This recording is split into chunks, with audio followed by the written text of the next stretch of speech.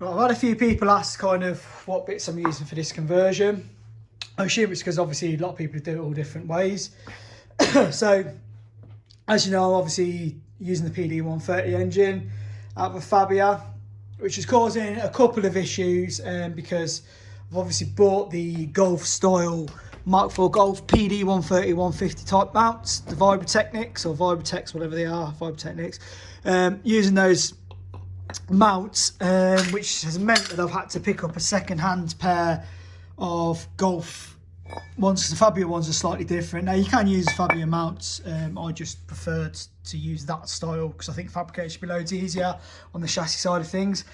However, I may go down a different route with those, and if I do, I've got some nice 6mm steel, and I'll just use these pretty much for stenciling out where my holes need to be, making the spacers, making the strengthening bits, and I may be able to make some then slimline mounts as opposed to big chunky aluminium ones.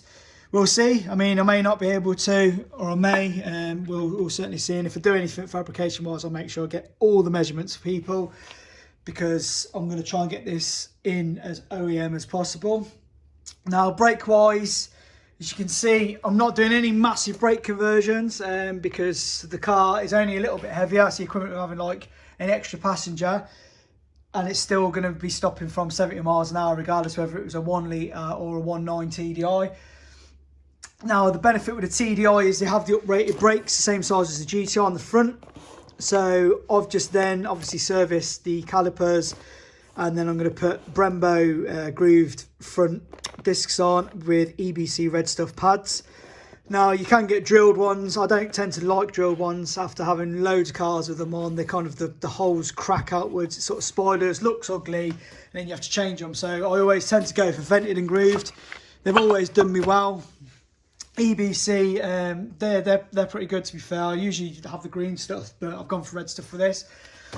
Additionally, the other sort of stuff that I'm doing at the same time, which doesn't need to be done, but I'm choosing to do it, is polybushes. So I'm going to polybush front and rear. So you've got 2B1s for the rear beam, and then you've got the front ones which go on the lower arms. Now, I was going to originally take the lower arms off of the car, press out the old bushes, polybush it. But what I've chosen to do is buy a pair of cheap front arms. I'm going to remove the bushes and the ball joints, and I'm going to grind back some of this powder coat, which is down here in sections. I'm going to do like inch sections, and I'm going to then weld it. So I'm going to strengthen these bottom arms. Now, anyone that's kind of my age will know that it used to be a common thing to do on like the 2 litre Novas. When you drop an XE in one, you'd weld up the bottom arms just for a bit more strength because they're floppy. So yeah, similar kind of process with this. Obviously making sure there's no bushes in. And then instead of putting the standard ones back in, then obviously I'm going to paint them and put the polybrush in. So that's how I'm doing the kind of the front setup. Obviously there's already coilovers on the car.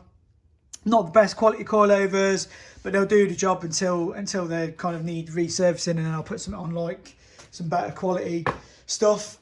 Driveshaft wise, at the minute, I've got brand new inners, brand new outer CV joints, simply because I hate getting, I've got some kind of OCD thing with CV grease. I just hate getting it on my hands, even if I'm wearing gloves, it's just rank.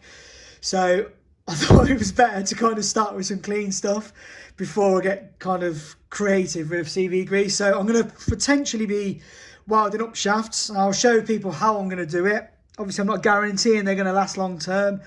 It's either that or chuck 500-600 quid on custom shafts. I am going to speak to Dave Mack, who normally does my prop shafts, to see if he can find anything off the shelf that uses the inner splines of both and are the correct length, because you could find something random off like a Transit van or like a Fiat 500 or something. Like potentially there may be something out there that are the right spine both ends and the correct length.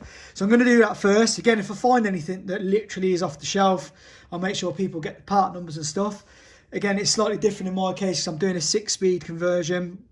So a lot of people say, oh, I think it's like a Mark III rear shaft of one of the Golfs fits, but that fits to the 5-speed. There's nothing really mentioned with the 6-speed. And obviously the diff's in a slightly different place. So yeah, shafts are going to be kind of particular to my build and anyone else doing a similar one with the 6-speed box. Mounts I've already gone through. The other stuff is obviously service bits, which I've made sure I've gone for Phoebe or Febby, which is kind of a decent brand.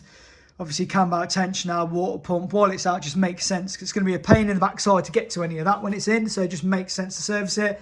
Bosch filters, again, the only one that's slightly different is I've gone for the car side filter, which is a diesel filter, because obviously mine's a TDI, so I'm just going to leave the diesel filter in the same place. Don't know if there's any difference between the two, but because I'm using the 1.4 kind of setup where it is, obviously I've gone for the 1.4 filter. The other thing is downpipe. Now I couldn't find a 3-inch downpipe off of the turbo I've got, so what I've done is I've annoyingly had to buy the most expensive flange I've ever bought, and that's because it's got the dark side tax on it, but stainless flange. Then the next thing for it is a kind of like cone, stainless cone, nice thick wall stainless cone. So the plan is to kind of drop that into there, cut it to the right size, and then weld round. Now I may have to use an offset spacer. I've got some more stainless coming, just in case for the clearance on the kind of the nut heads. So I may be spacing that off very slightly and then doing it. And then obviously straight off of that is a nice thick walled, everything needs to be thick really on a kind of a manifold, anything touching something really hot like a turbo. And then that's going to be obviously welded onto there. So nice free flowing kind of 3-inch downpipe. You're obviously not going to be able to go 3-inch straight off there because of where the bolts are. Because obviously it would cover the bolts. So that's the best kind of way I could do it, to get a 3-inch downpipe on it. And then that'll match the rest of the 3-inch system that's already been made for the car. Obviously a small flex, there's another flex into the car. The only other thing is a chap called Chris has pointed me into the right direction of a nice intercooler that seems to fit. It's a cheap eBay one. It seems to fit nice on the Arosa and the Lupo, so I've gone with that. If anyone needs the specifications for that, just give me a shout and I'll get the measurements. But yeah, that should do the intercooler. Again, obviously intercooler pipes I'm going to fabricate myself. I'm not going to go with a hard pipe kit. You can make all that stuff up with cheap bits of aluminium tube and silicone. I've just bought a load of stainless steel, which, yeah, there might be people who are going about heat soak, but it's a diesel engine, and to be honest with you, I'd rather some nice, long-lasting, posh-looking intercooler pipes and a load of kind of Jubilee clipped bits of silicone bodged together. So, yeah, that's kind of my setup. There may be a few things that change along the way, but obviously I'll keep you updated with the rest of the videos.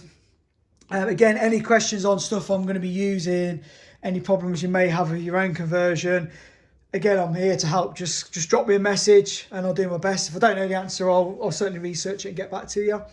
Right, I'm going to have a look at the coolant pipes now. Now, this looks fairly simple. Again, we're using the 1.4 TDI as the base car, because there's quite a few things I can literally swap over from this one onto this engine to make it a very kind of easy way of doing the plumbing work.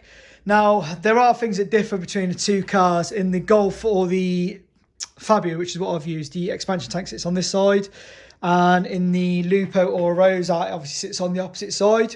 So you'll see there's only kind of 2 pipes that go across this way. There's nothing coming out of here because it's all kind of terminated on this side, which is a much neater way of doing it. Now, I've got to obviously do that with this engine. So obviously you can see your 2 diesel pipes here, you feed and return, which are the top 2. And then you've got this lower pipe here, which is a coolant pipe, which goes to the top of the expansion tank. And then you've got the lower pipe here, which if you follow it around, goes down to the lower pipe down here, which goes into the block at the back of the thermostat. So kind of 2 options for this lower pipe. You can't just swap it over because the lengths of the engine block with the extra cylinder will mean that the smaller one's got shorter. So you could obviously cut and shut and weld the 2. So you could remove this pipe completely and weld kind of with the bits. You could kind of obviously put that side on, which is a bit of work, and I'm not going to bother doing that. My kind of plan is I'm going to remove this bit of pipe here, and then I'm going to have this pipe go off in that direction. Or worst case, what I could do is I could weld up this over the top where it's hidden, just put like a disc over it, weld it, because it's just steel, and I could tee off here, or I could have another pipe that comes out, or where it goes to the back I could tee off there, which will get kind of this pipe into that direction, very easy. And then the top pipe on here, the way I'm going to modify that is rather than just leave that pipe on, which you can do, there's no problem, it just won't have anything connected either side, is I'm just going to carefully cut with the grinder this tab off, this tab, and finally a little bit in there. And then that will allow me to remove this whole pipe just so it's got a nicer looking finish. Now, there's no kind of reason to do that other than aesthetically it's more nice to look at. And then obviously, if you've done your bottom pipe, or you've just brought that bottom pipe round, which you could do. It just depends if you've got clearance on the radiator, and I don't know that yet because it's not in. If it's a case of moving that round to here, you could get away with just turning this 3-piece and flipping it over, and then just having a longer bit of hose to your top pipe. So that's kind of one way you can do it. The other way you can kind of do this top hose is the way I'm going to do it, which is neater, is I'm going to remove kind of it from this bottom housing. I'm going to undo it from here. I'm also going to remove the back of the head here. And then I'm going to literally swap over that for this part here, because this is exactly the same. It's obviously got the section which allows a bit through, but it's, as you can see, it's a lot nicer way of doing it. So obviously I've got that as a coolant pipe, and it may be slightly further over, so I may need to kind of maybe shorten this one, but it'll be the same, and it should bolt up as OEM as it's going to be, and your radiator pipe will be roughly in the right place. Again, it may need shortening slightly, because obviously in theory you're moving the whole engine closer, but it's only probably an inch, so most of this stuff will probably just be able to move anyway. So kind of that's that. The only other thing is going to be the matrix pipes. Now they're obviously in exactly the same place. You've got a top one and you've got the lower one, which are two kind of in and outs. And on the Fabia, it's exactly the same. You obviously got one that goes to your heater matrix, which is this one, top one, and you've got this lower one that the pipe goes up. Now again, if you was doing your welding on it, you could just weld the end of the other one off, or you could just be crude, cut it off and make sure there's a good pipe connection on there. But it's kind of a bit of a bodge way. Now I think realistically this will clear, so it might be just a case of just reusing this pipe, cutting it and getting it onto the angle it needs to be. So yeah, water pipes, fairly simple. The alternator stuff seems to be fairly simple.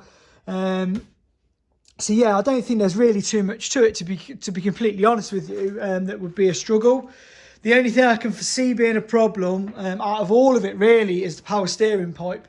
Because if it is where I think it's going to be, the gearbox is going to be in the way. So we may need to kind of make a power steering pipe. But again, if I need to do that, I'll kind of log how to do that. So yeah, coolant pipe shouldn't really be an issue.